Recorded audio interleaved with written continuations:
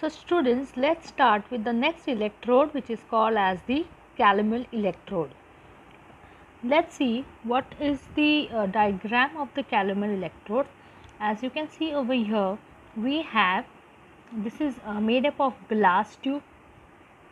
Okay, then we have this part, this is the platinum wire which is inserted into the glass tube. Then this point B is an inlet to pass the KCl solution. So the saturated KCl, that is concentrated KCl solution, is passed in this tube with the inlet, that is the point B. From this the KCl solution is inserted into this. Then we have, this is called as the bend side tube. Now what is the purpose of bend side? Now you can see from this diagram that calomel electrode is like a jar sort of, and this is the handle. Now this bend side tube, actually it acts as a salt bridge. So when you are going to combine a calomel electrode with the unknown electrode where we have to find out the potential, then we do not have to add salt bridge in order to connect both the electrodes. So this arm which is there, it acts as a salt bridge. Fine. Now, so here you have the KCl solution. Then in this, below this, what we can see, there is a paste of Hg and Hg2Cl2. Okay. So this paste is nothing but it is called as the calomel paste. That is Hg, calomel is nothing but Hg, and HgCl2 paste is filled over here. And at the bottom what we have is the mercury placed in this. Right. So what it consists of? It consists of platinum wire.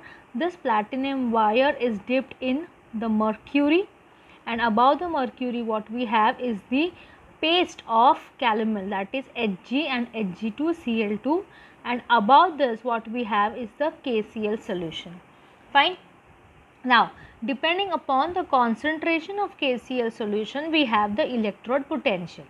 Suppose we are using 0.1 molar KCl solution, then what will be the electrode potential generated by this calomel, which is a constant, that is 0.337 volts.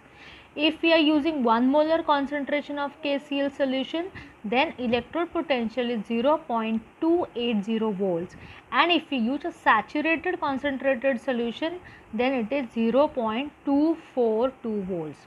So these are the values that you have to remember when we are using different type of concentration of KCl solution.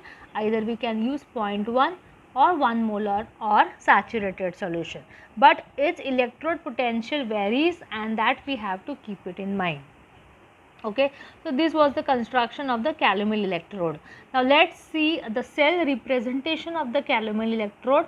The calomel electrode can be represented as, it consists of KCl, right? We have the concentrated KCl solution, or we can, here it is displayed as saturated.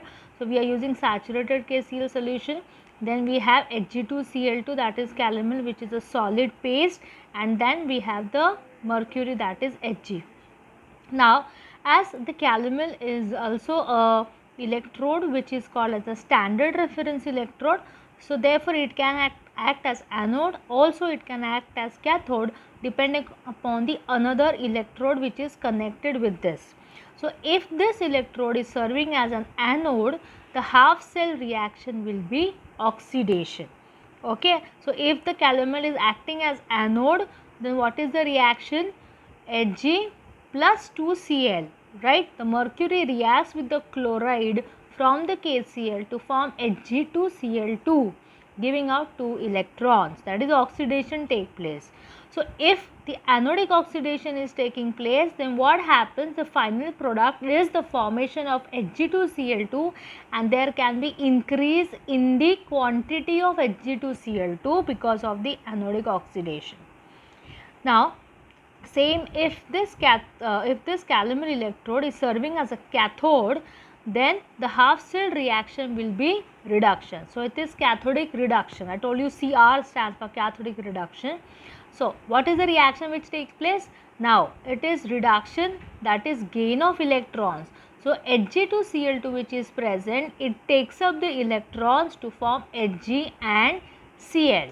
Okay, so in the before reaction what happened, the Cl was consumed, and in this reaction what happened, the Cl is produced. So we get Hg and Cl. So we can say the anodic reaction is the reverse of the cathodic reaction. So HgCl2 takes up the electrons and it decomposes into Hg and Cl. These are the reaction which takes place if the calomel is acting as anode or it is acting as cathode.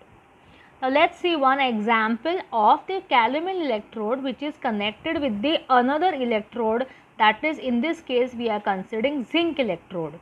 Okay, so we have the zinc over here, we have the zinc, then this is dipped in 1 molar zinc sulfate solution. Okay, then we have the galvanometer over here, the electrons is passed, and this is the standard calomel electrode, the same electrode we have seen before and see now. So here we have the point B from which the KCl solution is inserted. Actually the mouse is very sensitive, that is why it flicks up to the next level.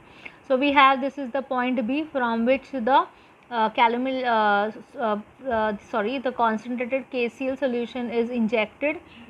This is the calomel electrode, as we have already said, this is Hg2Cl2 paste, and this is the mercury. Okay, and this is the side arm which consists of KCl solution, and this acts as a salt bridge. Okay, so here we do not have to add a salt bridge, it's already, this arm acts as a salt bridge. Now this is the another half cell electrode, we have zinc. Here in this case zinc is acting as anode, so it depends on the electrode potential of the metal which we are connecting it with the calomel. So zinc is acting as anode and calomel is acting as cathode then.